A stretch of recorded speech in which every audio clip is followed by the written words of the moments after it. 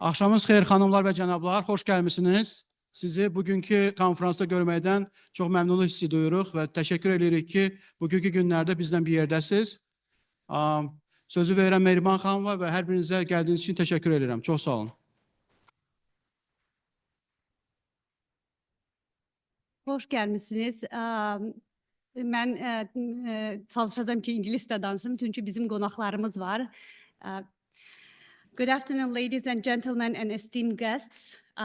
My name is Mehriban Mammadova. I am the Vice President of Azerbaijani Center of Midwest America. It is my honor to welcome you to the second Global Dialogue Conference, Bridging Past and Future, as we gather today to commemorate the 33rd anniversary of Khojaly massacre. This tragic event marked in the history of Azerbaijan. I'll give a brief information about Azerbaijani Center. ACMA is a nonprofit organization dedicating fostering intercultural understanding between Azerbaijan people and the people of the United States. Today, as we participate in this conference, we unite in the solidarity to honor the memory of the innocent victims of the Khojaly massacre. We extend our sincere gratitude for your presence. Your participation exemplifies the shared empathy and commitment between Azerbaijani and American communities. Through our collective remembrance and reflection, we continue to draw lessons from the past, ensuring that such tragedies are never repeated, while building bridges between history and our future.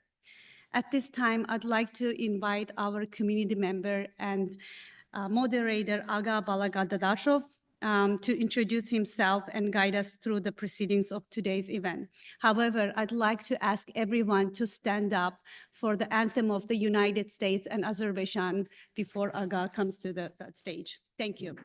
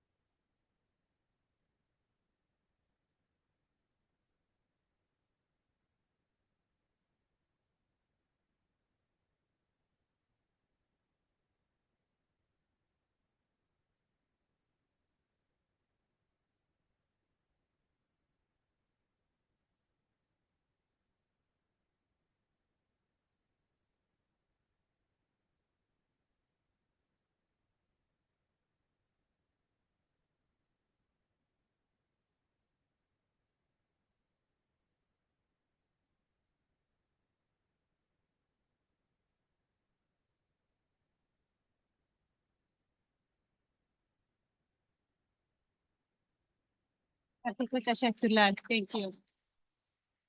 Yes. Please. Yes. Şu istiyorsan ben deyim onu. Yes. I would like to ask everyone for a moment of silence honoring the memory of the Khojaly victims.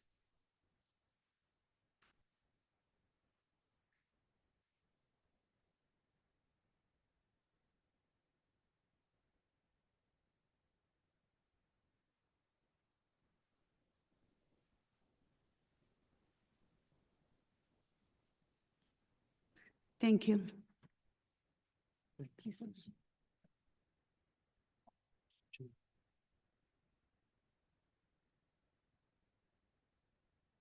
First of all, I want to say welcome to all of our guests. My name is Aga. I'm today the moderator of this event. My full name is Aga Balagadashov, and I'm currently sophomore at University of Illinois at Chicago. Honorable guests, ladies and gentlemen, it's a great privilege to welcome you all at the second global conference dialogue, which bridging past and our future. This conference is an opportunity not only to reflect on a history, but also engage in the meaningful discussions that will shape our collective future. Today, we gather to remember, learn, and to ensure that the lessons of our past light the way toward the future, marked by justice and the peace. And right now, we're gonna watch a short film about Khojaly.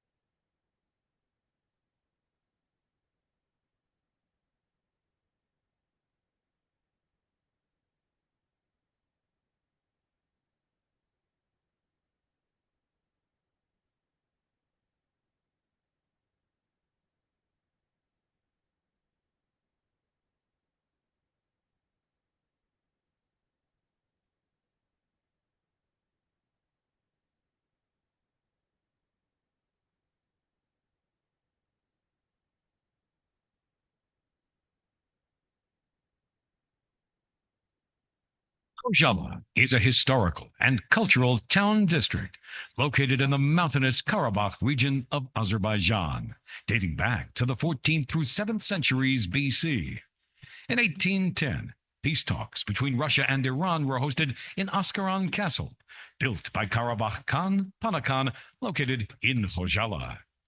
After the signing of the Gulistan and Turkmenchay treaties in early 1813 and 1828, Armenian minorities started resettling to Azerbaijani lands, with their aggressive plans in mind, which resulted in a number of massacres toward Azerbaijanis in the 19th and 20th centuries. About them, we'll talk in our future videos. Today, we're going to talk about the world's bloodiest incident, the Khojaly massacre of the 20th century. The Khojaly massacre.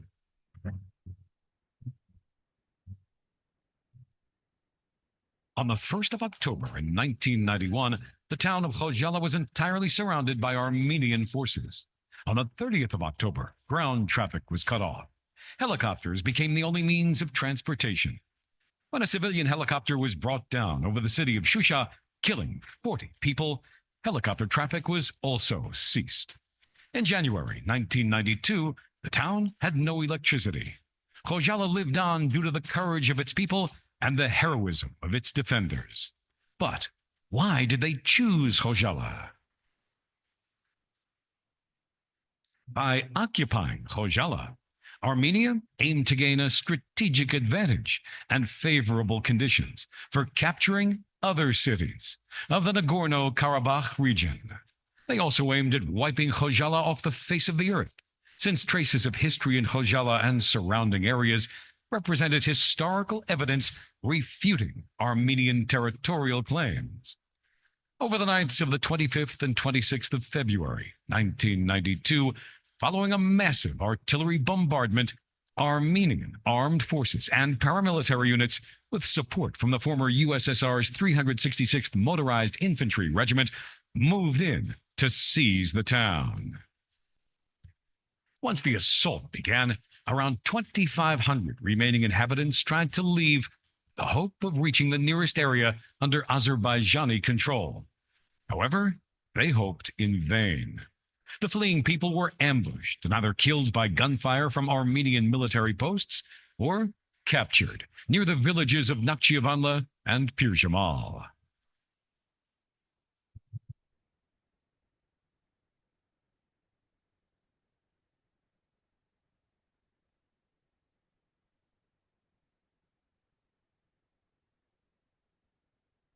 On February 28th, 2 helicopters with a group of journalists managed to reach the location of the massacre. The horrible scene shocked everyone. The field was fully covered by dead bodies. The helicopter's task was to land in the mountains and pick up the bodies at sites of the mass killings. Despite the escort of a second helicopter, it was only able to take 4 dead bodies because of Armenian intense firing.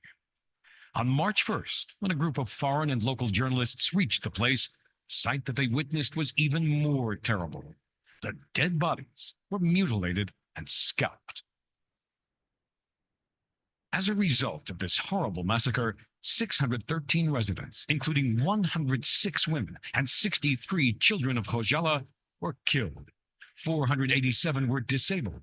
1,275 civilians were taken hostage and subjected to reprisals, insults, humiliations. Around 150 people are still missing. The world hopes tragedy like this will never, ever happen in history again.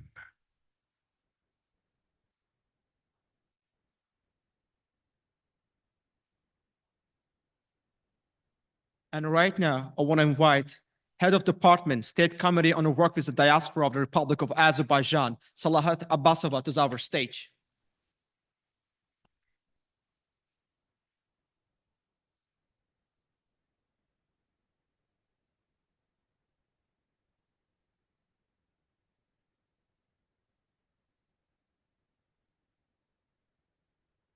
Dear ladies and gentlemen, honorable guests and friends, aziz həmvətənlərim.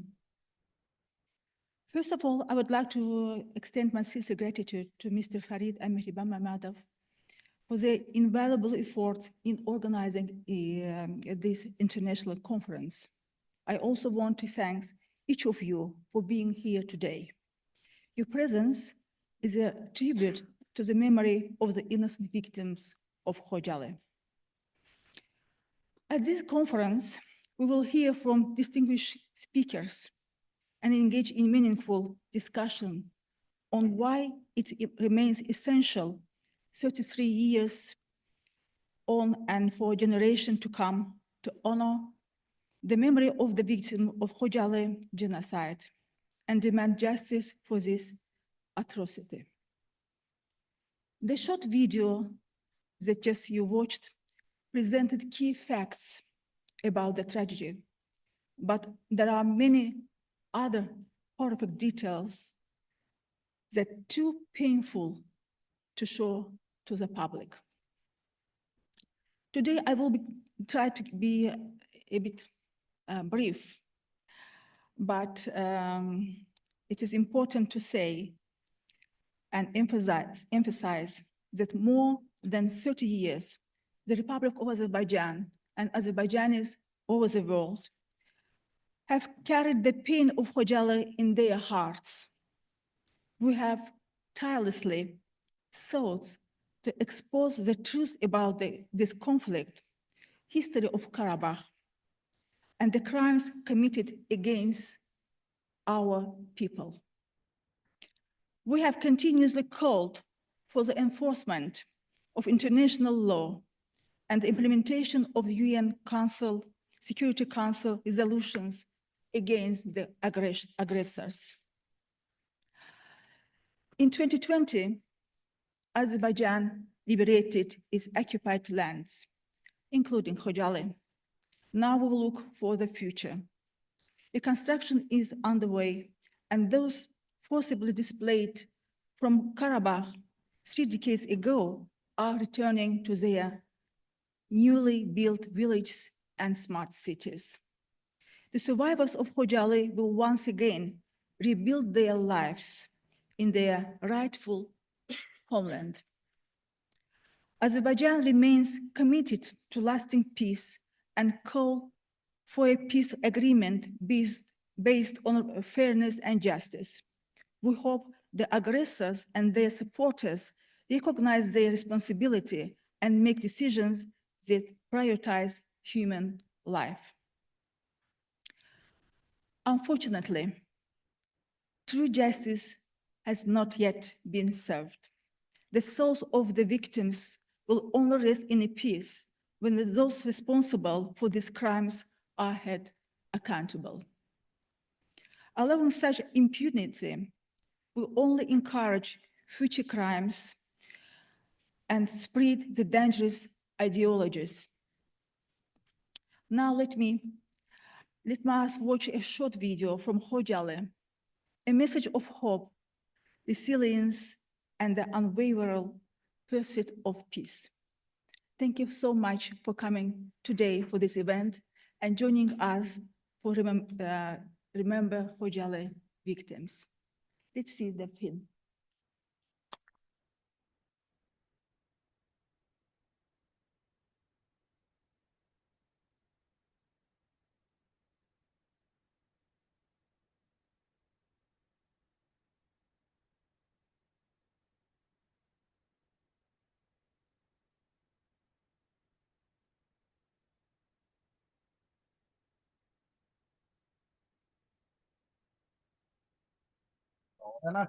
Hoş geldin. Hoş geldin. Sağ olun. Kocaeli'nin balıkçı kendine hoş geldiniz. Sağ ol, sağ ol. Allah sizi korusun. Çünkü bu günü bize yaşattınız.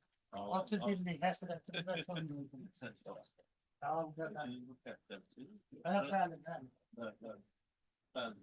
Geç. Sana Prezident hoş geldin. Hoş gördük. Sana Prezident hoş geldin. Sana geldin. Necə yaşayırsınız burada? Yaxşı. Yaxşı, sağ ol. Geç olmasın. Geç. Sana kurban olun. Sen gerek olma kurban olun. Təbrik edirəm sizi. Sağ ol. Çok sağ ol. Ballıca kəndə yerləşdiniz ki. Çok sağ ol.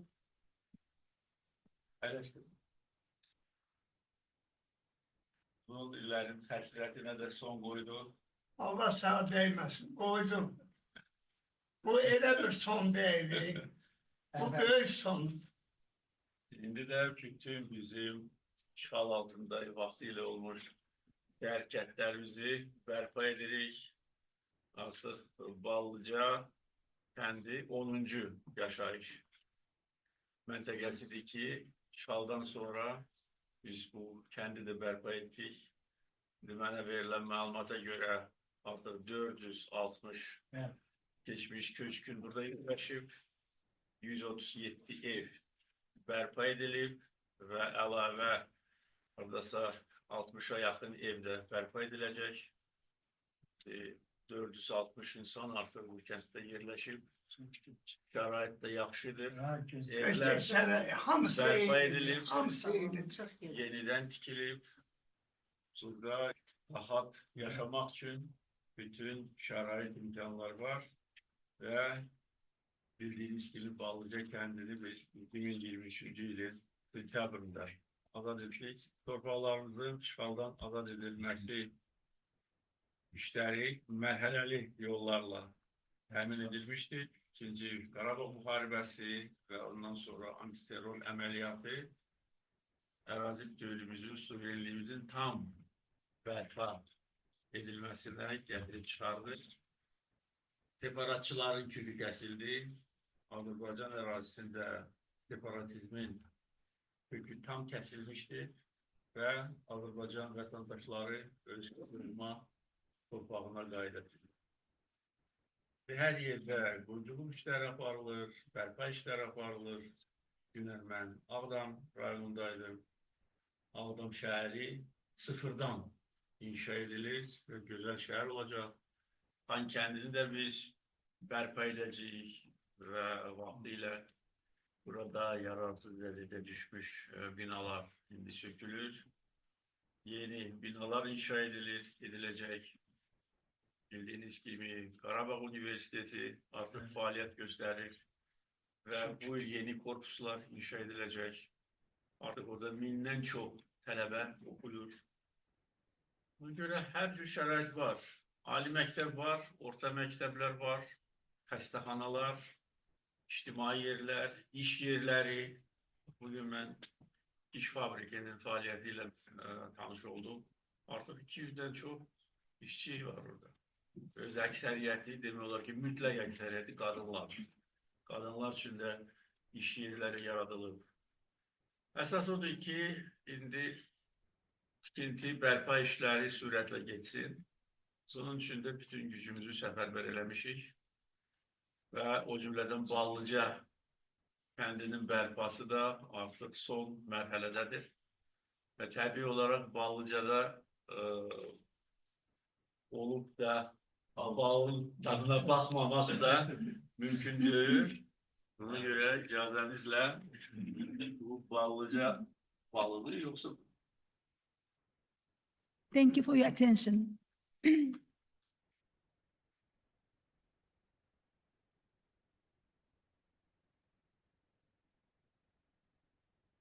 And right now, I want to invite Farid Ali, a distinguished member of our community and first secretary of Embassy of Azerbaijan in Washington, D.C. He represents Azerbaijan's voice on the global stage and works tirelessly and strengthening international relations.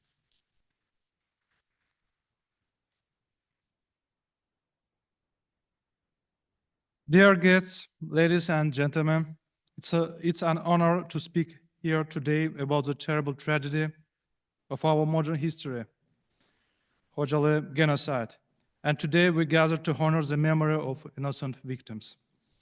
While talking about the tragic events, we have always referred to international law and recognized international reports. With that said, I would like to stress that independent reports from Human Rights Watch, international media, eyewitness accounts confirm that these atrocities were not random acts of war, but part of the systematic campaign of ethnic cleansing. The perpetrators of these crimes have never been brought to justice, and Armenia continues to deny its responsibility. Tragically, history repeated itself during the 44-day war in 2020, when Armenian forces once again targeted Azerbaijan civilians in cities like Ganja and Barda, using lethal weapons to inflict maximum harm. Despite these atrocities, Azerbaijan remained and remains committed to peace and regional cooperation. We are not here to dwell in the past out of hatred. We are here because the truth and justice must prevail.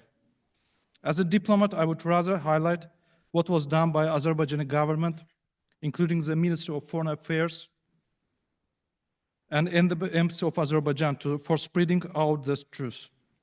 With the efforts of Azerbaijan government and the Azerbaijan diaspora, as well as respected members of our Azerbaijan community, like Azerbaijan Center of Midwest America, international community has begun recognizing the Khojaly massacre as a crime against humanity. 11 US states assemblies have officially passed resolutions commemorating the massacre, while more than 15 other states have issued statements, declarations, and memorials in remembrance of victims. Additionally, several members of the US Congress have acknowledged the Khojaly tragedy through the official statements over the years. This recognition is a crucial step towards justice and historical truth. As we remember Khojaly, we must reaffirm our commitment to justice, truth, and accountability. The international community must not remain silent in the face of such crimes. Recognition of this massacre is not just about the past, it's about ensuring that such tragedies never happen again. May the memory of Khojaly's victim live on and may justice one day be served. Thank you.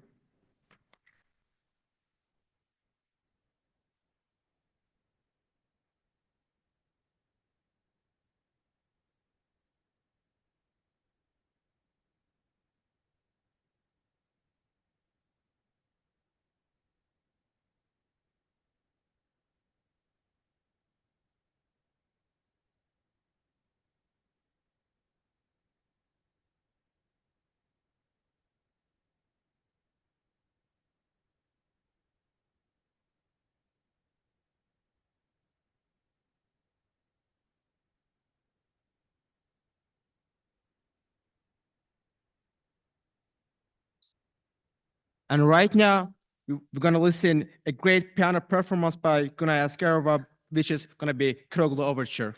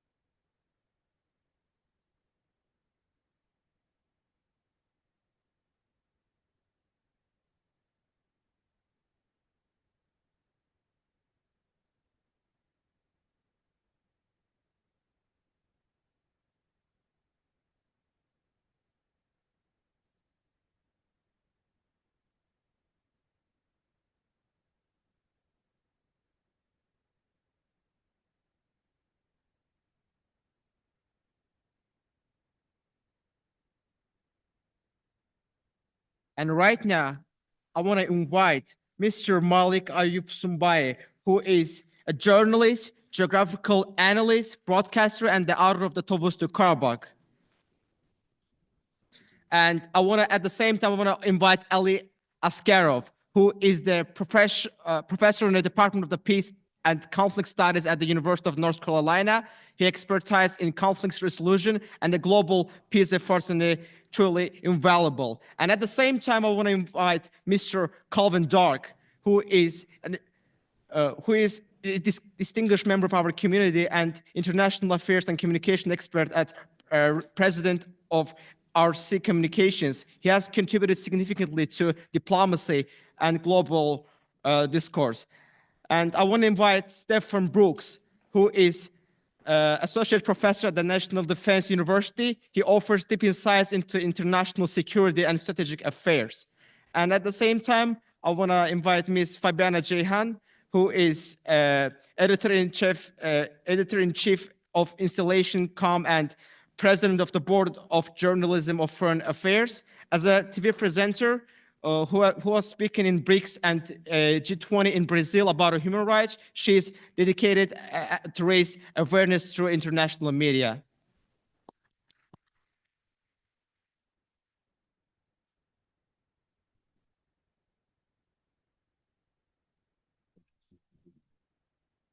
I want to invite Mr. Malik to. Sir. If you push this. Yeah, you push that. Okay, from here. So it should go. Okay. Now what is my presentation? Over here. Okay. Just change the screens.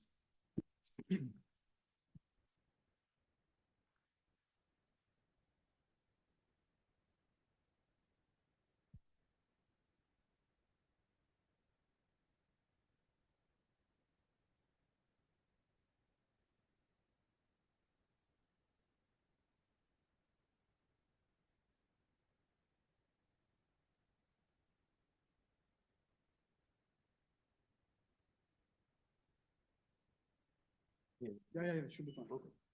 You need the screen in the front of you so you can manage it. Okay, there's free screen there. Okay. Ladies and gentlemen, welcome to all of you on this ceremony of this condolence about the Khojaly genocide. So, justice for Khojaly, I think that is an important aspect when we talk about the Azerbaijani culture, its heritage, and the people of Azerbaijan. So I spent some time in Azerbaijan, and I see that when it comes to genocide, and especially towards the Khojaly, so the people of Azerbaijan are quite heartfelt in condolence, and especially in this aggression that they faced by Armenians. So I will start my presentation from the slide, the first slide. First slide. Let me check it. Just give it to him so he can do that. You just press this button and it goes up. On this one. So in 1992, the Khojaly massacre that has been committed by the Armenian forces along with the 366 Soviet regiment in the small town of the Khojaly. So the international media and the Azerbaijani authorities, they said that 613 people from Khojaly, they were killed in a very brutal and in a very inhumane way. And this purpose of the killing, like in one night in a small town, if something happened, that is beyond imagination. And it was based completely on the hatred and toward aggression, just for make of the massacre. So the human cost and a night of horror, I think that those families who suffered this massive genocide and the horrific execution at mass level. So I think that there is a quote that it was not a massacre, but it was, according to the survivors who were testimony, that it was completely a massacre in which at this number of the people who were killed and just to make the situation more volatile and aggressive. So this is the human cost that the people of the Khojaly, they have paid, and it was the night of horror. So far, I think that the one important aspect that we should know about the Khojaly genocide, that there is an international recognition, and 16 countries, including 24 American states, have acknowledged this as a genocide. Organization of the Islamic countries also adopted 13 documents on Khojaly genocide. So I think there is international recognition, but there should be more international recognition, because to expose such kind of the genocide and the massacres is actually unveil those forces and those faces actually who commit such kind of the crime. So there should be strong international recognition of the Khojaly genocide. So then we comes to international condemnation. So the European Court of the Human Rights, in its judgment in 2010, described that there is a gravity may amount to war crimes and crimes against humanity. So there is international condemnation, and there are different human rights groups who have condemned this and term it as a massacre. So in 2025, we are sitting here and we are remembering those who lost their beloved one and those who were killed on that night. So why in 2025 this matters? And it matters because we saw there is a lot of other humanitarian crises, there is other massacres. So along with these massacres, we should remember the Khojaly genocide. And the reason behind this that when you expose and when you discuss about such kind of the crimes, so those faces who actually commit, the perpetrators, they should come and they should face the justice. Because if you will not expose these crimes, I think that could go into the pages of the history. But to remember them is actually to give a little that we can do and contribute for those who lost their lives. So I saw that in Baku, there is a monument of the Khojaly and a mother carrying a child. And actually this is that she's asking for the justice for the international organizations and the local and the regional organizations, because she is telling the Noha, the word that I am using actually, is actually that one that is something like the condemning and the appeal to the international community that the Khojaly genocide should be remembered. And she is actually her appeal to the mother cry. This is the monument that is named with the mother cry in Baku. I think Azerbaijani and other people, they know about this monument that is that the symbol of sorrow. And I think that let us honor the victims. Thank you very much for your patience to listen my this brief presentation. Thank you very much. I want to say thank you to Mr. Malik Ayub Sombal for his presentation, and I want to give the word to Stephen Brooks. Good afternoon. I'd just like to begin by stating that the views and thoughts that I'm going to express now are mine and do not represent that of the National Defense University or the United States Department of Defense. What I'd like to briefly address is how do we try and understand or make sense of the war crimes of mass murder of hundreds of citizens, civilians, as part of a campaign of ethnic cleansing by Armenian and Russian troops. The deliberate targeting of civilians who are by their very nature unarmed is a violation of the laws of war, namely the Geneva Conventions, to say nothing of forcibly threatening or expelling people, citizens, civilians from their homes. Among the courses I teach is ethics, particularly with an emphasis on military ethics and the laws of war, since I teach for the United States Department of Defense. And as we commemorate this tragedy today, I'd like to offer some thoughts from philosophers who have wrestled with one of the oldest questions in history. How do we determine what is right and wrong, what is moral and immoral, what is just and unjust? The ancient Greek philosophers, namely Socrates, Plato, Aristotle, and the Stoics, proposed a theory of ethics known as virtue ethics, whereby their investigation into what is right and wrong, just and unjust, was focused on virtue, a form of excellence. Virtue ethics asks, what would a virtuous person do? And focuses on the character of the person, not the consequences or the effects of the act. Clearly, murdering innocents who are unarmed and thus non-combatants is not an act of virtue and not something a virtuous person would do. Unfortunately, the problem with virtue ethics, as this massacre demonstrates, is there are people who are not virtuous and sometimes engage in utterly depraved and evil actions. In my opinion, only someone inclined towards virtue would be guided or influenced by virtue ethics. So unfortunately, virtue ethics clearly does not apply to people who do not have virtue. Another theory of ethics is called deontological or duty ethics, most associated with the 19th century German philosopher Immanuel Kant. According to Kant, the morality of an action or behavior is based on what is one's duty and the motives behind performing that duty. Kant summed up his theory of deontological or duty ethics with something called the categorical imperative. An action is right or wrong, according to Immanuel Kant, if in every situation that action or behavior is moral.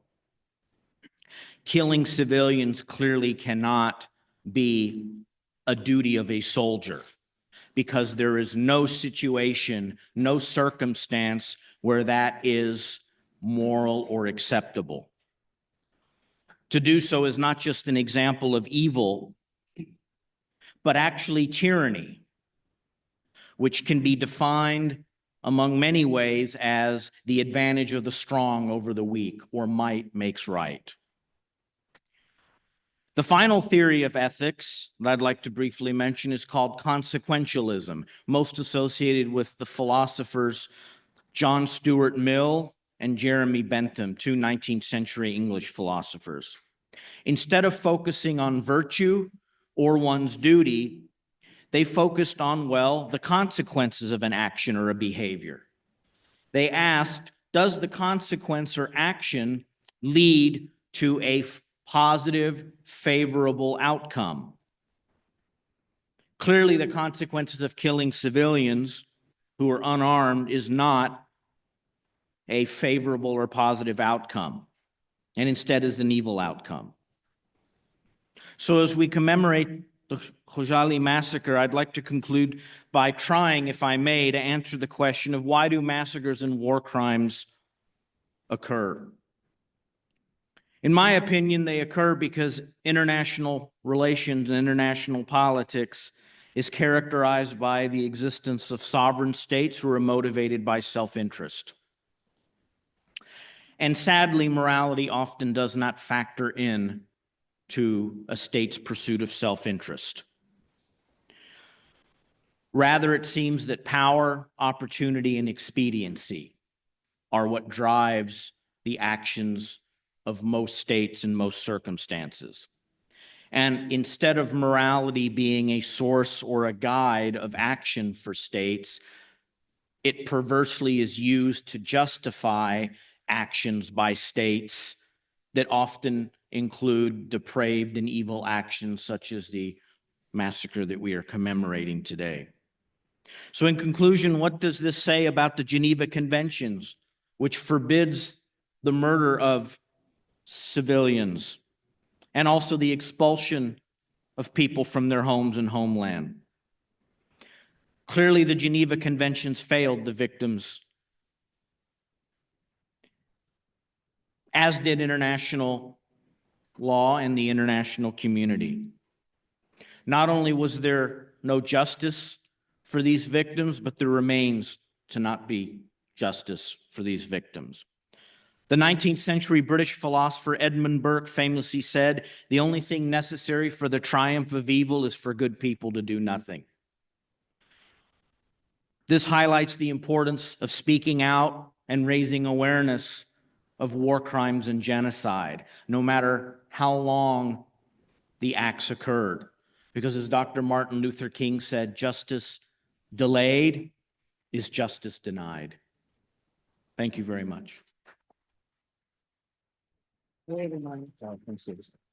want to say thank you to Stephen Brooks for his valuable speech, and I want to give microphone to Mrs. Fabiana Jehan.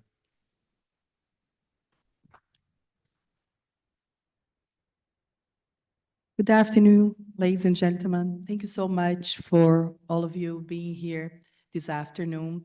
I came all the way down from South America. It was a long time flight, but I came here to speak to you because I think I have one very strong commitment with Azerbaijan, because I was one of the first I was the first Brazilian journalist to set foot in Karabakh, and one of the first journalists in the world. In that first group, there were only 3 journalists from Italy, I think, France, and I was a part of this first group of international journalists to visit Karabakh when there was not even an airport in Shusha. Where was a very tough decision when I left home, left my kids, my husband, to go there. My husband kept saying to me, "Oh, be careful, there must be mining over there," which we know that Armenians left a lot of mining there. This is not in my speech, but I want to add you these very important things. When we saw ourselves, I saw it with myself, all that land in Karabakh region with a lot of mining, I realized that they didn't do any construction. There was nothing in that land. The Armenians, they put those mining there just to make sure that Azerbaijanis could not do anything. And then the Azerbaijanis were doing the opposite way. They were doing constructions, they were building that airport in Shusha. They were doing a lot of things which I saw myself could bring a job for the people, could make the country grow more. I'm sorry for my English, I'm not a native speaker, but I hope you all understand my message. So the reason I'm here is this commitment I have with Azerbaijan for one thing I saw myself back in 2020. I remember we traveled for almost 10 hours from Baku on a bus and witnessing all the ruins and traces of war which can be seen in each liberated territory of Karabakh. But it was not about the physical conditions, such as destruction of infrastructure or buildings, but also psychological situations of the people who were deprived from their homes for 30 years and waiting for the time they will return. And that was the time of return. I was there before many of them. The reason why I stand here today is because I believe in humanity. I believe in peace. I'm a citizen of the world. I have also Italian citizenship. I'm also a Turkish citizen and a Brazilian citizen. As I said, I was born in Brazil. Being an international journalist allows me to explore, learn more about, and analyze the stories of the people suffering from war, conflicts, or territorial disputes. I think it's important to always remember and commemorate this day so that tragedies like this will not happen again in any country and will not be forgotten by the public. I believe that the world needs to know and accept the truth that this tragedy was the gravest crime committed against peaceful Azerbaijani people in the course of Armenian aggressive war against Azerbaijan. What makes Khojaly's genocide the most terrible and tragic pages of Azerbaijan history is because of the characteristics. First, Khojaly was totally civilian settlement and there was no military equipment, and that's why attacking civilians in Khojaly was not fair. As my friend said here, there was no need for a military intervention there. So it's a crime, it's a war crime. If somebody say it's not, if there are countries that don't recognize this, I'm sorry for them, they are wrong. They are wrong against human rights. Armenia aimed to gain psychological percentage for the next offensive operations and bring fear for Azerbaijanis. As a result of the attack and capture of the city, 613 people slaughtered, 8 families were killed completely, and among the murdered people, 56 of them is slaughtered with special cruelty. To ignore the facts is not honest, is not human, and sets a precedent for unnecessary wars and conflicts.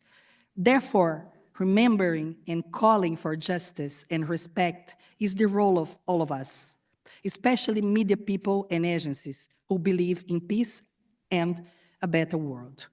I would like to conclude my speech with my wish that more countries will recognize Khojaly genocide.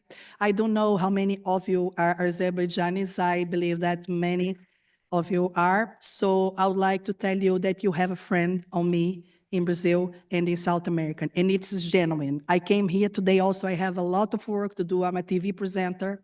But when they called me, invited me, I said, I have to go. I know that Chicago was very cold. I'm not very good with the cold weather, but I said, I have to go because I have to help my friends to speak out, okay? So thank you so much and count on me.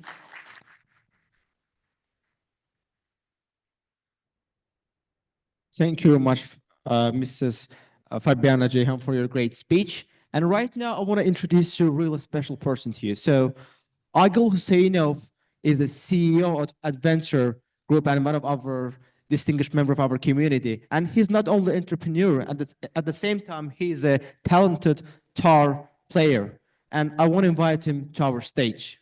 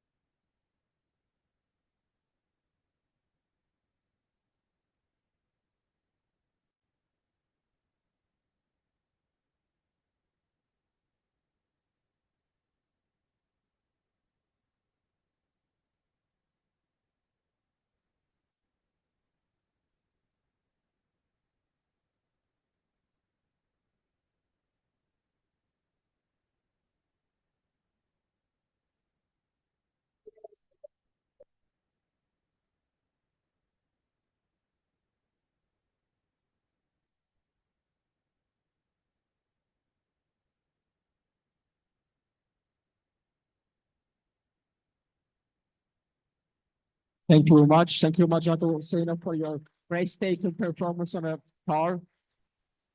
And right now, I want to give microphone to Calvin Dark.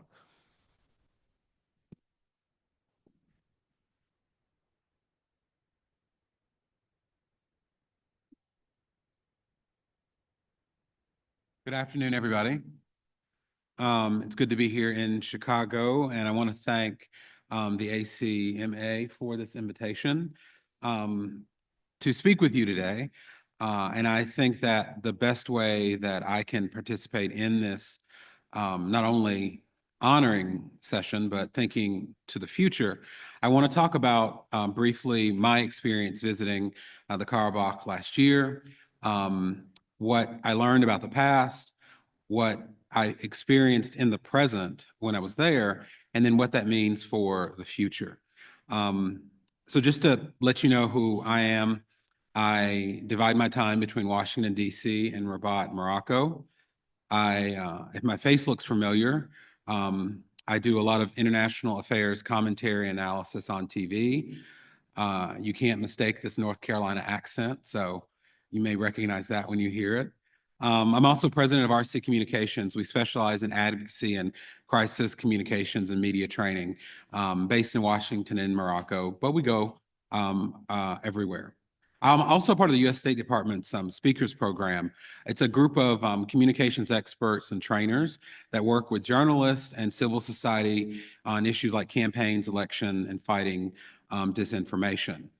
The goal of this conference, fostering global dialogue between peoples and countries and communities, is important to me because it's always been my passion. It started in Morocco, where I did Fulbright research there, and I talked about building relations between the U.S. and the Muslim Arab world.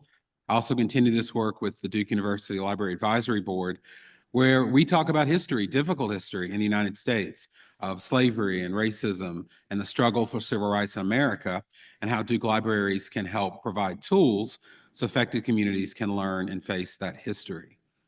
So it's from that viewpoint that I want to share briefly a little bit about my visit to the Karabakh. Key takeaways that I had, I picked 4 activities that I did. And I just want to share what my opportunities were and my observations were, and I hope at some point we'll have an opportunity for you to ask questions because in my line of work, I'm usually answering people's questions and giving my opinion and talking way too much. And so I want to continue that today. So just to let you know a little bit about my trip, in July of 2023, I had the opportunity to travel to Azerbaijan and conduct a research visit to the Karabakh with a group of journalists, international affairs analysts. It was organized by Azerbaijan State Committee on Work with Diaspora. The timing of the visit was very important for me to learn the history about a conflict that I wanted to be more familiar about. I didn't know that much about it before. And as an analyst who covers current events, the timing was important because my visit took place just a few weeks before the military operation in September of 2023. I even had the opportunity to analyze what was happening while I was there in Azerbaijan on TV in Azerbaijan. And there aren't many people that look like me in Azerbaijan. So after one night on TV, I had a lot of people that recognized me in Baku, and they had a lot of questions about my perspective as an American on what was happening. And I really appreciated those cultural exchanges. I also, after I left Azerbaijan, I went to do a project in Egypt, and I was able to talk about my experience, about what I had seen visiting the Karabakh on Al Jazeera as they covered the military operation. And so just to tell you the activities that I picked that kind of marked my time, we did a visit to the, and excuse my pronunciation, Agdam, the Hiroshima of the Caucasus, as they called it. We had a detailed briefing and a demining demonstration from the Mine Action Agency of the Republic of Azerbaijan. Now, my takeaway from that was, first of all, as an international affairs analyst, we hear about a lot of things, we see a lot of things, but you don't really understand how dangerous and powerful mines are until you see a demining demonstration. The issue of demining really illustrated to me the extent of the violence that took place during the conflict. And it is a reminder of the enormous future challenge that faces the region, because completely demining the area would take decades and billions of dollars. And so that was something that really affected me and had a great impact on me. I would show you the video of the demining, but the force was so strong, we were a half a mile away, it knocked my phone out of my hand with the video. And so it really brought home exactly how dangerous this was during the conflict and how dangerous it is now, because there are hundreds of thousands of mines that haven't been removed from the territory. The second part of my visit I want to highlight was the visit to Ganja City and the tour of the memorial, the damage following the Armenian missile attack on one of the central settlements that was located far away from the front line during the Second Karabakh War in October 2020. My main takeaway from that was visiting and seeing the destruction on display. I saw the civilian cost of the conflict, because these victims weren't soldiers, they were families far from the front lines.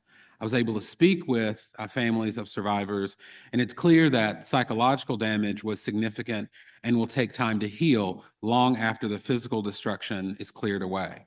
And so it really helped put into perspective the violence and the cost that people are still paying today for the conflict had happened, particularly in Ganja City. Now, for the last two activities, I want to focus on something a little bit more hopeful. I had a visit to the Khojaly region. We toured villages and settlements destroyed by Armenian forces, the Mehriban village mosque. And we've also visited a city that was rebuilt, Khojaly, if I'm pronouncing it right. It's a smart village that is being rebuilt. My takeaway from that was, while the stories about the attacks and destructions were tragic, it was a very hopeful sign to see the resilience of the people in the region who were determined to rebuild their cities and their lives. I found the smart villages fascinating because I think they can serve as a model for incorporating green technology, internet access in rural areas in Azerbaijan or in any other place around the world facing similar challenges following a conflict. So that gave me a lot of hope. And the other positive thing that I saw that really affected me was we visited the Guba region, the tour of the Six Dome Synagogue of the Red Settlement, the Museum of the World Mountain Jews, the Genocide Memorial Complex, and we had a discussion on Muslim-Jewish relations in conflict zones. I was particularly fascinated by this part of the visit because interfaith dialogue is a passion of mine from the beginning of my life. And I was really just impressed to see the important role that interfaith cooperation and dialogue between Muslim and Jewish communities played, the role that it played during the conflict, and how interfaith dialogue continues. I will never forget one of the quotes that one of our tour guides said to me that I thought was really amazing, was he said that the dialogue and tolerance that I had heard about wasn't a goal or a project, it was just what they do. And so I think that that can serve as an example as well. Of course, when I got back, as I said, I returned just before the military operation in September 2023. So I had an opportunity to talk a lot about this to an American audience, many of whom had not heard about the conflict. And since my research visit, I've gotten to learn a lot more. And I think that it's conferences like this where we not only remember what happened, but we think about how that can affect the future. I think it's a very valuable conversation to have. And so I will close there, and I hope that if anyone has any questions during this or afterwards, that you will speak to me, and I look forward to meeting and talking with all of you. Thank you.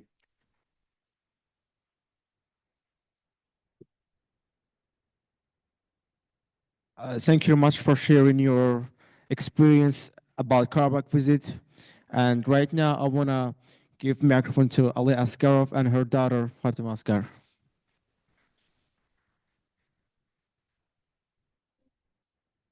Hello, everyone. How do you hear me? Maybe we should go without this. Which one is better for you? With this? Okay. Salam, necəsiz? Hoş gelmişsiniz. Okay. I want to make my presentation interactive. It means that please stop me anytime you want, ask questions, or ask for clarification. So first of all, I'd like to start with appreciation. I want to say thank you to Azerbaijan Diaspora Committee and ACMA for making this event possible. Thank you.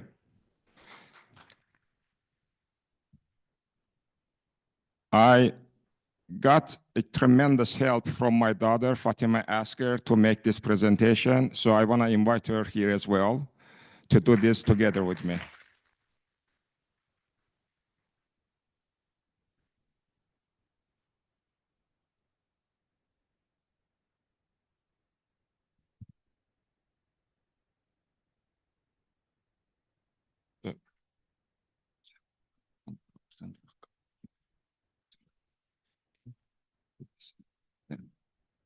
All right. Hello, everyone. Thank you so much for attending this event. It's great to see so many people want to spread awareness about it. So let's get started. Yeah, she made a presentation at her school on this same topic a few days ago in North Carolina. And I think she was pretty successful. So you can, you can start. All right. So, as you know, if you're on social media, you can see that so many people are trying to conceal this horrible atrocity that was committed in 1992. But just so you know, the truth will prevail because it's hard to hide the truth because sooner or later it resurfaces. So today, my father and I will talk about the historical truth. Okay, so on February of 25th to the 26th overnight in 1992, a massacre was perpetrated by Armenian forces in which 613 innocent civilians were murdered, including 63 children, 106 women, and 70 elderly. 8 families were completely annihilated. 25 children were left orphaned after losing both parents, and 130 children lost at least one parent. And then 487 individuals were left wounded. 1,275 people were taken captive. And the fate of 150 of the captives, including 63 women and 26 children, is still unknown to this day. See, sometimes it's really hard to speak after distinguished speakers, but sometimes it's easy because they cover a lot. In fact, they did cover a lot. So as Stefan mentioned, if the consequences of war or any type of conflict are bad, so this is a morality issue, but this conflict has in fact passed as well, or this massacre, we call it a massacre, but in fact it was also a genocide. So it's both massacre and genocide. And it had a long past, in fact. I'm gonna go to past dates as well, but I'm gonna speak about the afterwards as well. So it's not something like freestanding conflict case, but it is with history and with ramifications. So this is about genocide. Okay, so what is the dictionary definition of a genocide? It's the deliberate killing, the mass killing of an ethnic, racial, or religious group, in this case was the Azerbaijani civilians, perpetrated with the intent to destroy or obliterate the entire nation, to claim and captivate the lands. So the Khojaly massacre fulfills all the criteria of the concept of a genocide because they went on to ethnically cleanse and displace over 700,000 Azerbaijani civilians from Karabakh. And they were killed based on their identities, including their nationality, ethnicity, and religion, with the support of Russians and, of course, Armenians. Yeah, now I have a question. Please name 2 nations that have used the word of genocide more than any other nation on earth. Definitely one of them is Armenians, right? So who did this genocide then? Those same Armenians, okay? So what they do, they speak about genocide against them while they committing genocide against others. So that, in fact, is an ethics issue, right? See, this guy, Levon Ter-Petrosyan, was the first president of the Second Armenian Republic. Probably most of you remember him, right? He came to power when Armenia became independent in 1991. And he is one of the major Armenian politicians that really were instrumental to occupy Azerbaijani lands. Okay, recently, Albert Isakov, do you know of him? Albert Isakov is a guy who lives in Canada. He was born and raised in Baku, Azerbaijan. His mother is Armenian and his father is Jewish. So he's fluent in Armenian, okay? So he's a truthful person. He just put a YouTube video that I'm not gonna play it. It's in Armenian, in fact. Levon Petrosyan speaks in Armenian, and then Albert Isakov translates it to some extent, okay? So it's Armenian-Russian. But you can, of course, later on, I can share this with you. You can watch it yourself if you speak or understand Russian. So this guy, Isakov, placed this video on YouTube. That's an historical video, okay, historical. So Levon Petrosyan speaks to Armenian insurgency in 1993, okay, on July 23, when Agdam, that he mentioned, thank you, Kelvin, Agdam was occupied or invaded by Armenian forces, okay? He speaks to Armenian paramilitary insurgency, okay, in that video. Why this is so important? Because it is historical and it speaks about historical facts. So Levon Petrosyan mentioned a few key points here, okay? Very interesting points. Very, very interesting to explain this conflict, okay? Armenia and Azerbaijan, like other republics, Soviet republics, gained their independence in 1991. Okay, 1991. But the War of Karabakh started in 1988, okay, 3 years prior to Soviet disintegration. And Levon Petrosyan confesses that they were ready for that. And in fact, he says that it was us who accelerated Soviet disintegration. How? Creating problems in Azerbaijan. And he says that we were ready for this conflict.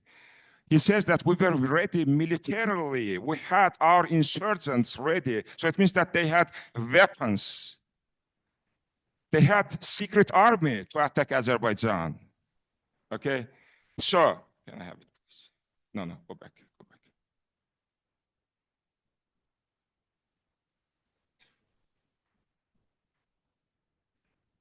Yeah, please. White genocide. Is there any special? White genocide. Because according to the definition of genocide, we can go to that if you don't mind. Go to that definition. Go to that definition. Go to genocide definition, 1948. You see, it says that if you destroy a group of people in whole or in part, based on their national, ethnic, racial, or religious identity, so this is genocide.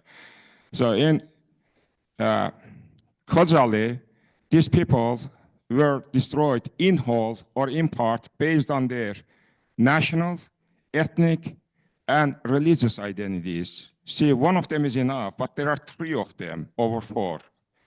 Out of 4, national, ethnic, racial, and religious, 3 of them were fulfilled in Khojaly. That's why you can really call this a genocide. It's pretty straightforward.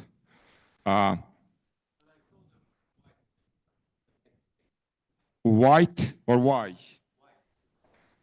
Probably it's a typo, probably. It should be white genocide, okay? Not white. Okay.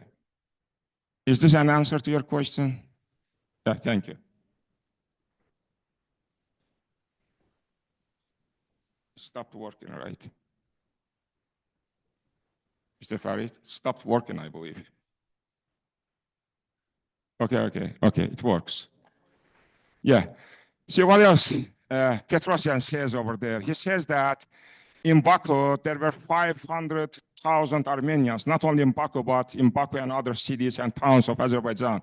500,000 Armenians. Now, Azerbaijan has been accused for forcing those people out of Azerbaijan. But now he confesses that it was us that created the situation so that they left Azerbaijan. But why? You understand it, right?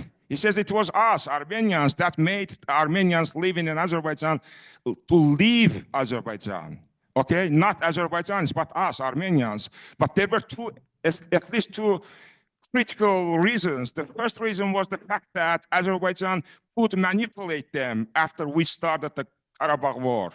Okay, we wanted to eliminate that kind of problem so that they did not have any Armenians like hostages in Azerbaijan. The main reason, however, is the fact that we needed Armenians in Armenia, and 300,000 people, Armenians out of 500,000, came to Armenia. And after many years, after several years, they're going to multiply and become millions. So we have resolved our demography problems. Okay, why do you then accuse Azerbaijan for forcing them out of Azerbaijan? You see, this is a confession, historical confession. And people like Azimov, that guy, and they now today they question it. They say, hey, you were the main reason that you forced us to leave Azerbaijan. Okay. And see,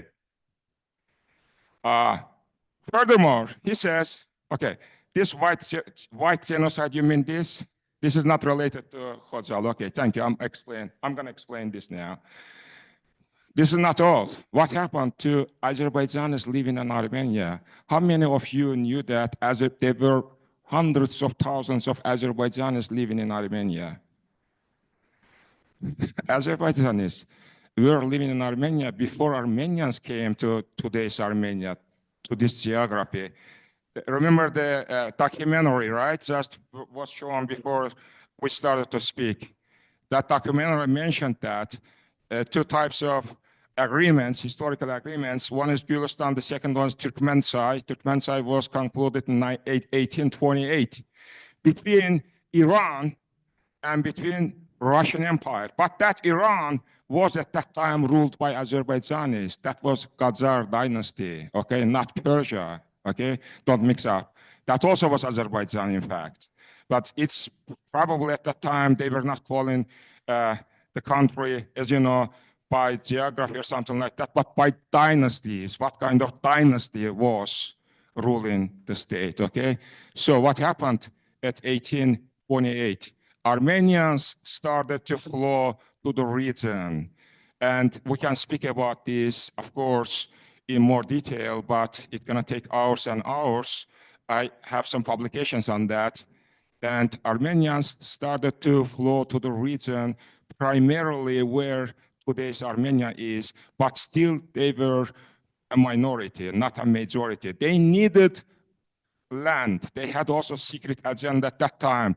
And Russia, the Russian Empire, okay, St. Petersburg, believed in Armenians more than in Muslim Azerbaijanis. They were not called Azerbaijanis at that time. They were called either Turks or Tatars, okay, or simply Muslims. Why?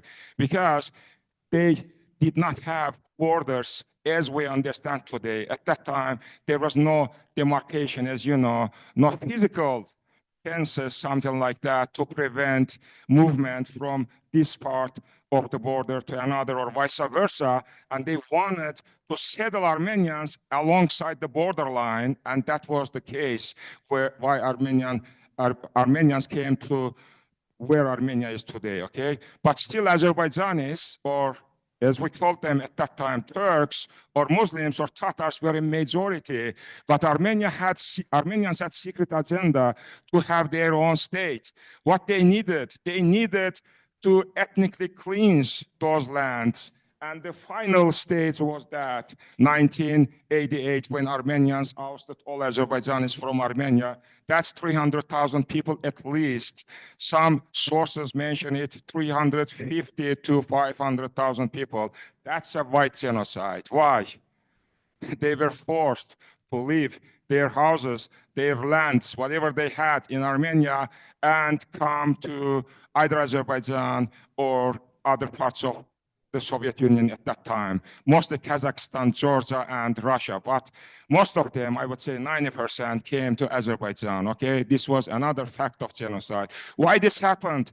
Petrosyan explains this as well, says that, hey, they would be a great problem for us if they remained in Armenia, because potentially they could also demand autonomy from us. They could demand what we demanded from Azerbaijan. They could say that we have political rights. They could say that we have other types of rights. We also have rights to be elected, elect, rule the country, etc. Okay, we're gonna come to this point later on one more time. Let's move forward a little bit.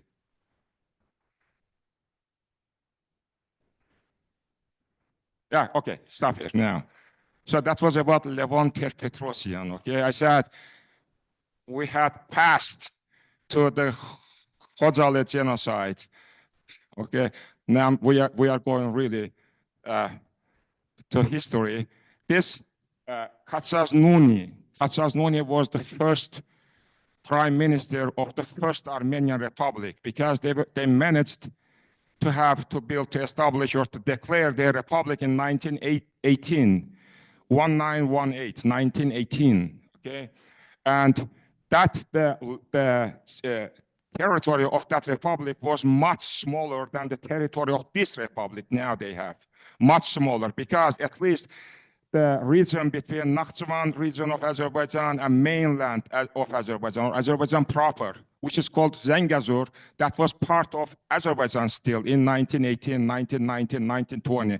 Armenian Republic, or First Republic of Armenia, established in 1918, survived a little bit longer than 2 years, okay? It was declared, like in Azerbaijan, on 28th of May, 1918, and it ended in 1920, last day of November. So 2 years and a half, okay? And this guy was prime minister of that Armenia, the first prime minister between 1918 and 1919. So the Soviets came to Armenia in, again, November of 1920. And the guy, of course, fled Armenia, and others fled Armenia. Khojaly, the prime minister of Armenia, first prime minister, also fled Armenia. They gathered in Bucharest, Romania, okay, in 1923, and he had a historical speech there. Today, most Armenian historians reject this. They say that this speech has been modified by others who dislike Armenians, but in fact, there are a number of versions of this speech, and most part of them overlap. So I'm pretty sure that we have the original one. Okay, Khojaly started to criticize Armenians, what they did in 1918 and 1919. Now, we're gonna move now, please. Move this, please, past this. Yeah, wait. See, first of all, he says that we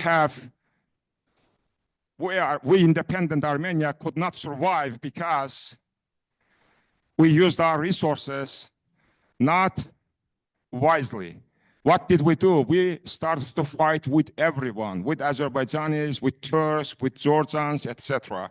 This is what he says. That's why we were not able to survive, and the Bolsheviks, it was easy for them to occupy us. In fact, he says it's good that they came and took over Armenia.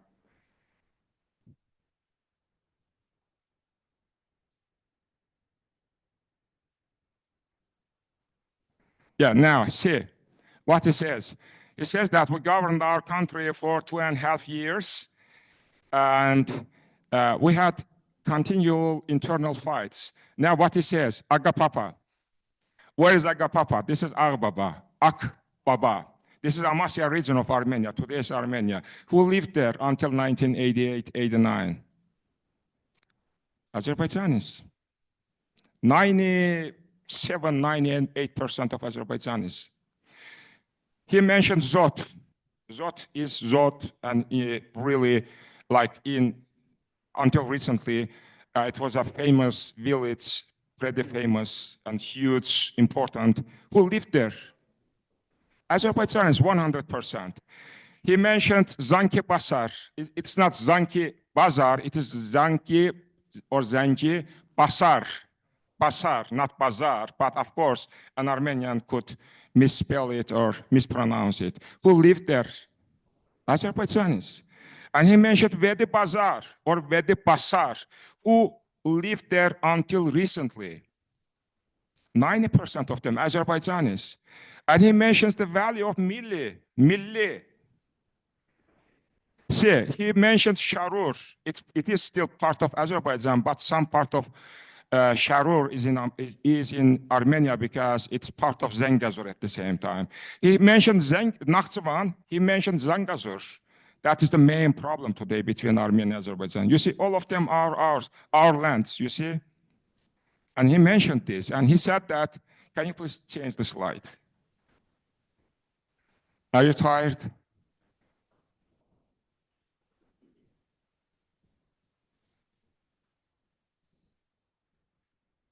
Okay, I'm gonna go faster.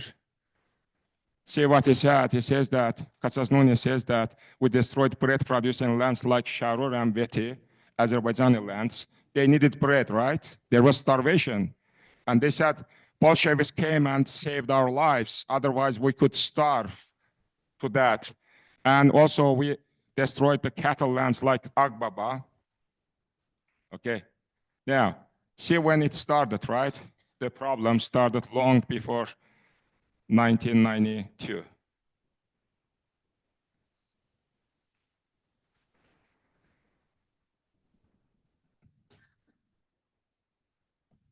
Can you please change the slide over there? Aga, can you please change the slide? Yeah, go ahead and stay there to change the slides, please. Now, the third one, and I'm gonna be done with history. Now, this is the Prime Minister of Armenia today, okay? Nikol Pashinyan. I have some respect for Nikol Pashinyan because he wants to change something in Armenia. He's a revolutionary, okay?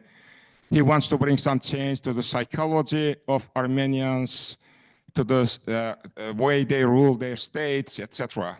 See what he said just recently, only on 24th of January of this year.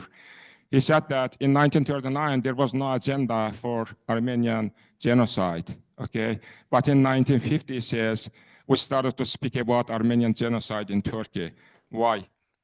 He asks this question, it's not me, the Prime Minister of Armenia.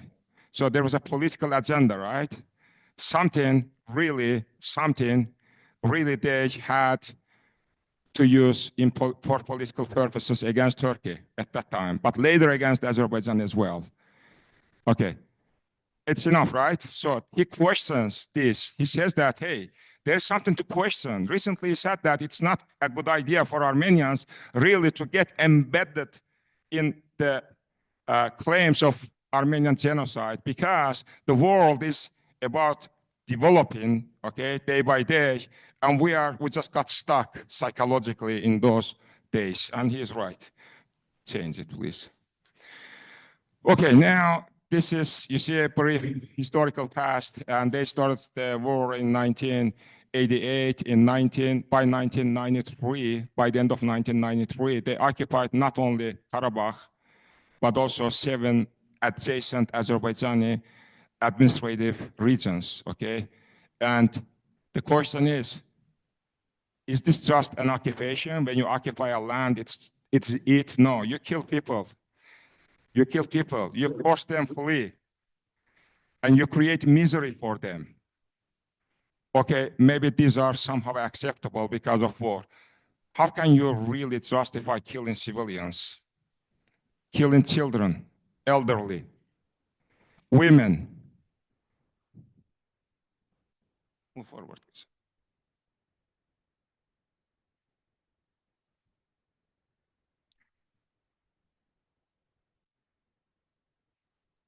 Okay.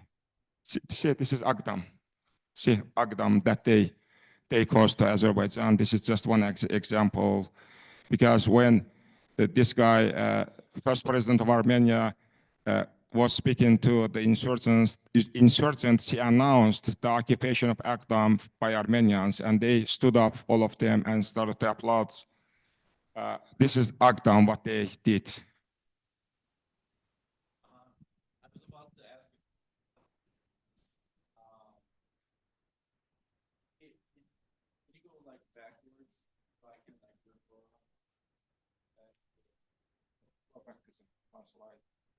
One more.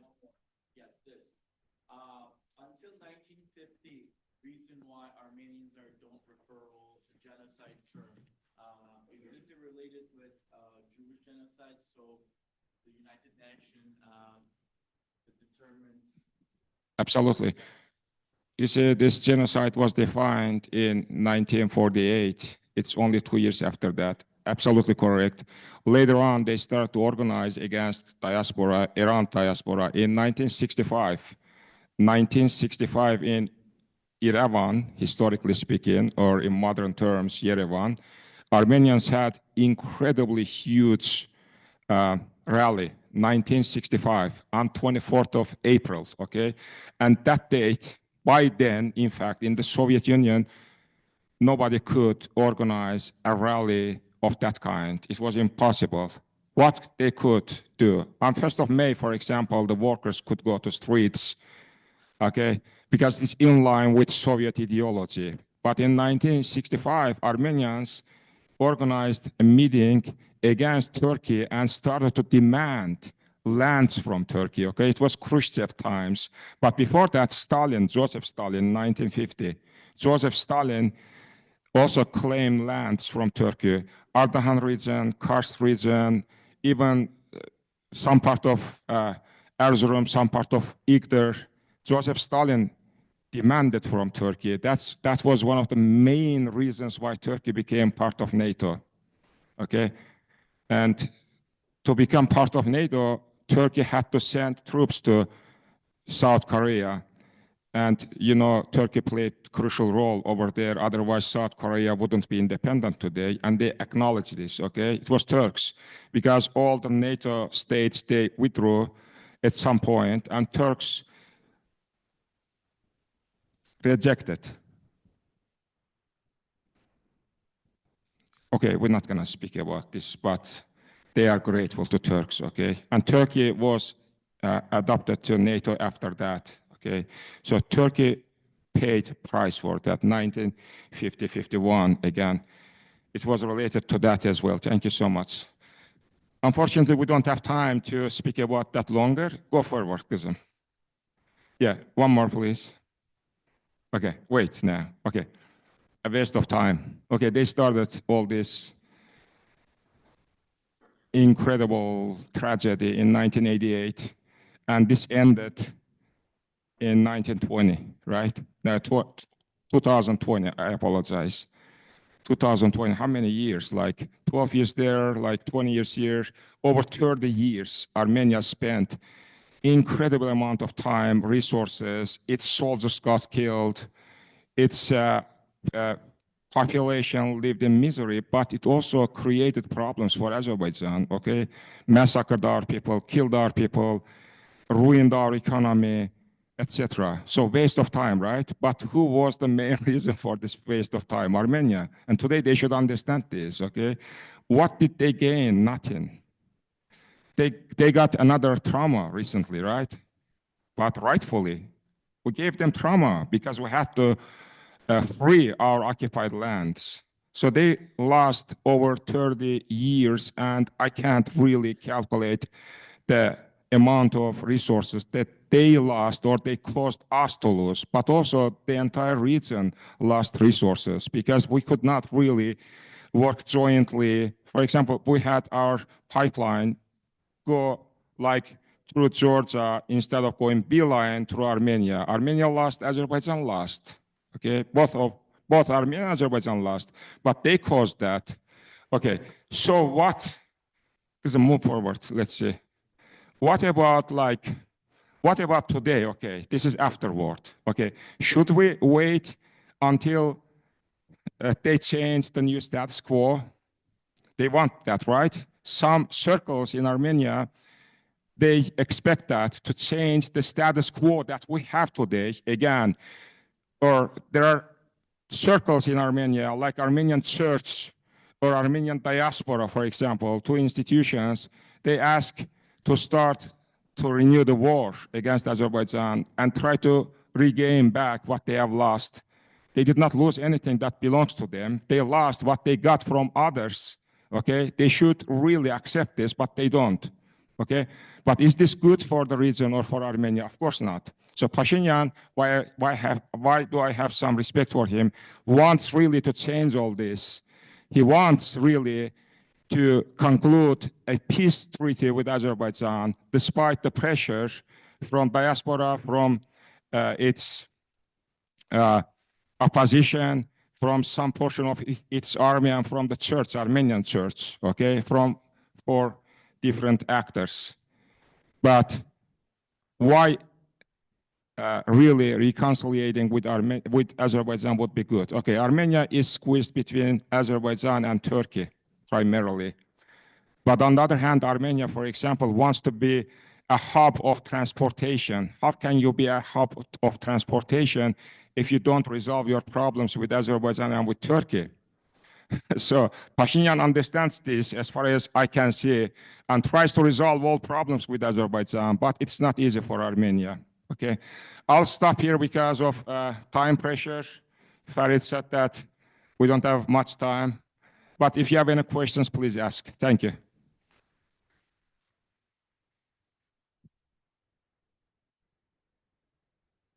Thank you much for your speech. And today we have really honorable guest, Mr. Tahir Bora Atataner, who is the Consul General of the Republic of the Turkey in Chicago. I want to invite you to the stage, sir.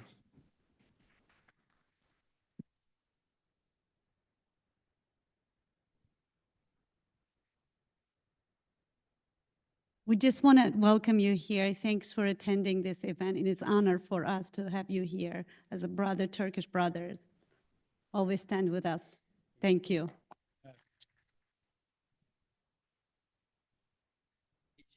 It's our pleasure to just, be with you. And I cannot just, think about just, not coming to here when you just, give us a call, just, invite us for such kind of event, which is also an atrocity and massacre that we are just, feeling from our heart.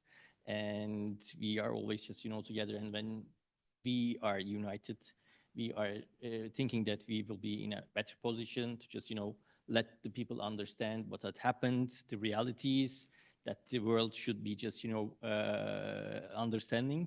So thanks for your efforts. Thanks for the lectures anyway.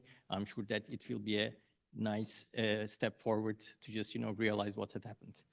Thank you very much. Thank you so much. Teşekkür ederiz. Çok sağ olun. Bir daha teşekkür ederiz. Thank you for coming. Right now, we're going to do piano performance by Asgarova.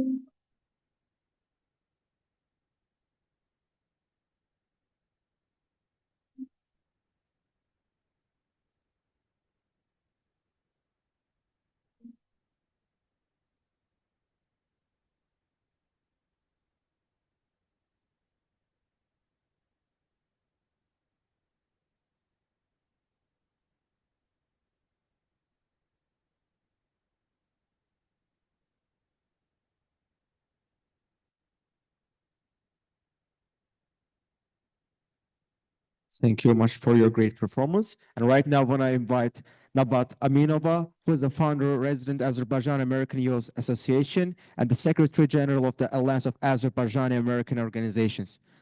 Please.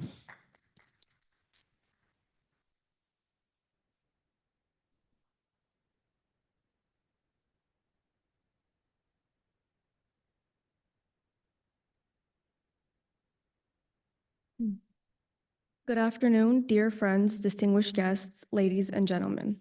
My name is Nabat Aminova, and I am greeting you on behalf of the Alliance of Azerbaijani American Associations. Tonight, as we gather in remembrance, Azerbaijanis across America and around the world stand united in honoring the memory of the innocent victims of the Khojaly massacre. We come together not only to mourn their loss, but to reaffirm our commitment to justice, truth, and peace. The tragedy of Khojaly is not just a chapter of Azerbaijan's history, it is a stark reminder of the consequences of hatred, war, and indifference. As we reflect on the past, we must also recognize our responsibility in the present. In an era where conflicts still ignite, where cities and families are torn apart, and where innocent lives continue to be lost, our voices must rise in unity to condemn atrocities, war, and the destruction of human lives.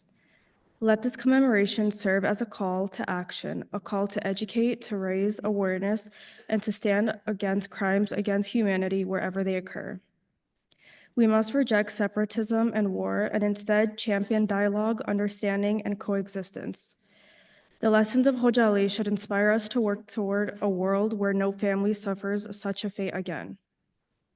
On behalf of the Alliance of Azerbaijani American Organizations, I extend my deepest gratitude to each of you standing with us, for remembering and for believing in a future shaped by peace and justice.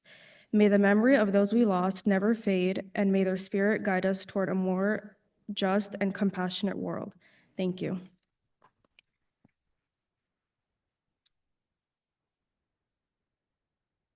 Thank you very much for your speech. So I want to mention a really important fact about Khojaly massacre. So here, people who survived from this genocide had really bad traumatized about this event. And after years, we had some couple interviews with those people who shared their experiences about Khojaly, what they experienced, and how this massacre shaped their future life. And I want to just some videos, couple videos about those.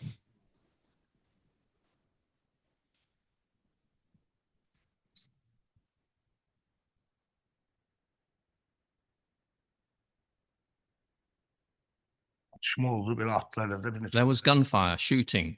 When they took several people captive, I jumped down off a cliff. I didn't get captured. I got separated from my mother there. I don't know exactly when, but I found my mother after a few days. I wanted to go towards her, but I saw the Armenians had captured her and were taking her away. After that, I was alone. I saw a light and walked towards it. When I got closer, I saw a fire burning. By then, I had already passed right by Armenian military posts. As I got closer to the fire, I saw 5 or 6 people running towards me, shouting. They picked me up. That's when I understood that it was Khojaly village in Agdam, but my right leg from high up and my toes were gone. Maybe it was the frostbite, maybe a bullet, I'm not sure. I had gunshot wounds in several parts of my body, in my leg, in my arm. They took me to Agdam, but when I got there, I couldn't see the hospital. A rocket had hit the hospital and destroyed it. I was taken to a train wagon. When I got off the wagon, I was told that I had been there 18 days.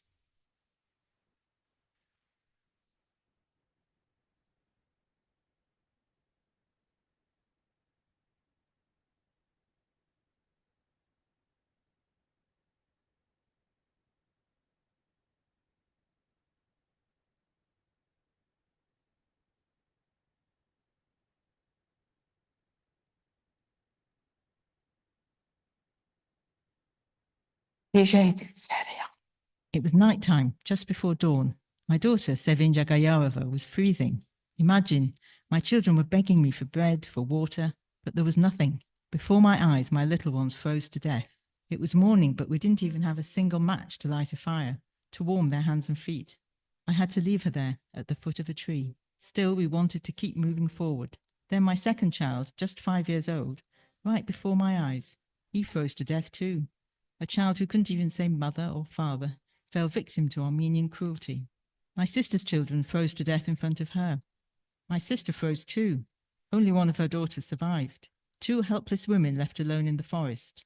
My sister's daughter, just 15 or 16 years old, and me. For 5 days and 5 nights, we wandered through the dark forests, in the snow, no fire, no warmth.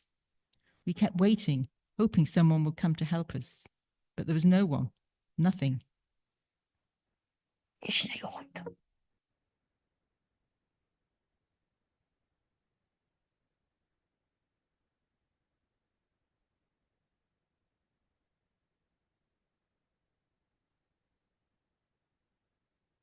Hesap elə ki çalmayla otu Imagine cutting grass with a sickle.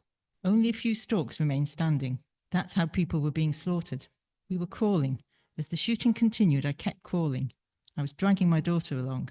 Her legs wouldn't move. I had to drag her. She had measles. I lay here like this, thinking that if a bullet hit her side, maybe she wouldn't die, as long as it didn't strike a vital organ. Then suddenly she cried out, "Oh, I've been hit." You know that statue, the mother's cry? The one where she holds her child in agony? That was my cry. I held her like that. I tried to carry her, but my wounded arm wouldn't let me. I wanted to take her with me, but I couldn't. I screamed, but all I could do was cry out with my hands raised to the sky. The snow kept falling over her. I stood there until the snow had completely covered her. O kadar üstüm kar örttü ki, kar örtene kadar ben de kaldım orada.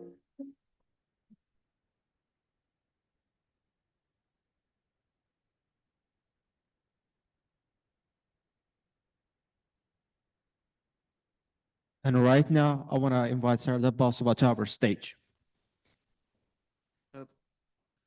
Yeah. Mrs. Salhat, please.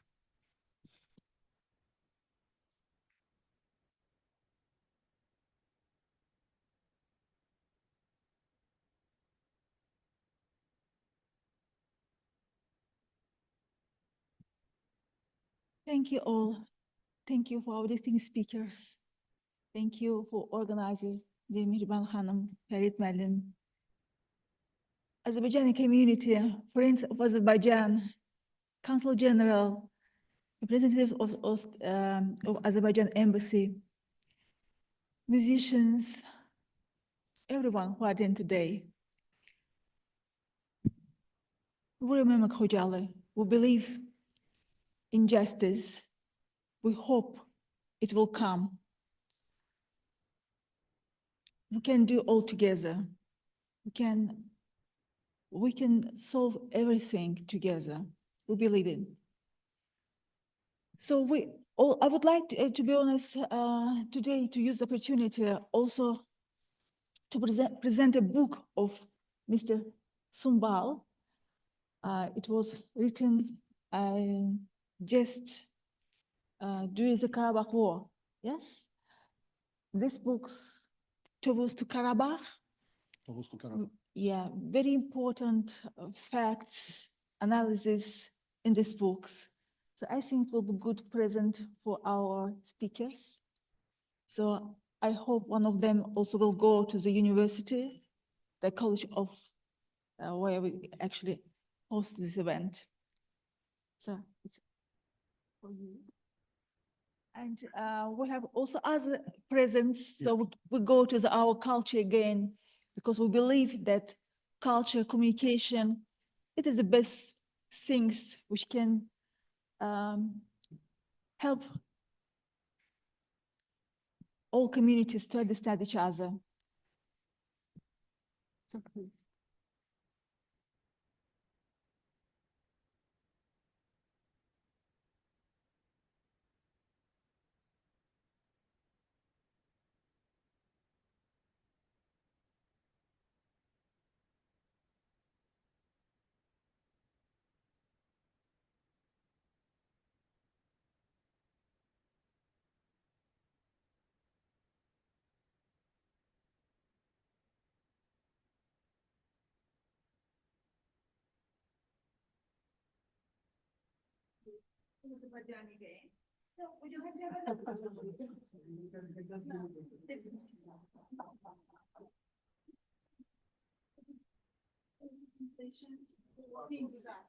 Thank you. Çok teşekkür ederim.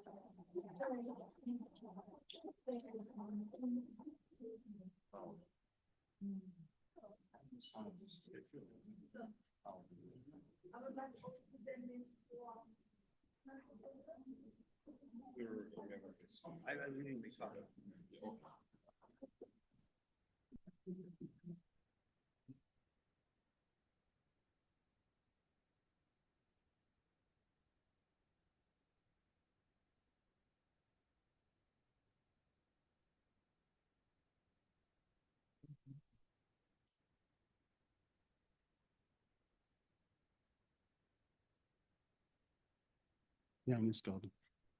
Piyano. Piyano çalacağım. Buyurun mikrofonu.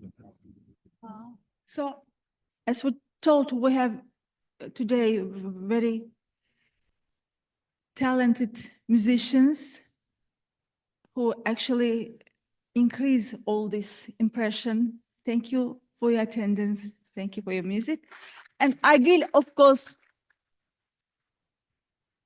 thank you for your performance.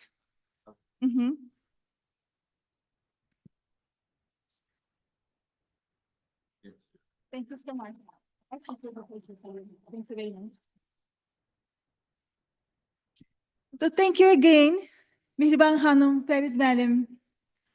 We hope this international conference will continue as annual and international conference, and we are waiting already for you for the next this event.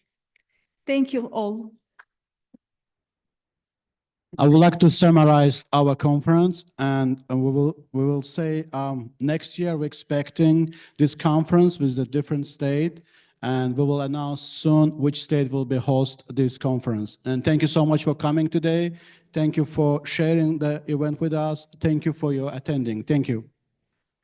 Thank you, everyone. As Salhat Hanım mentioned, I hope and wish that we continue this annual conference and expand it more, and then expect more people to attend this. So we honor the victims of Khojaly and reaffirm the commitment to justice and peace. Thank you.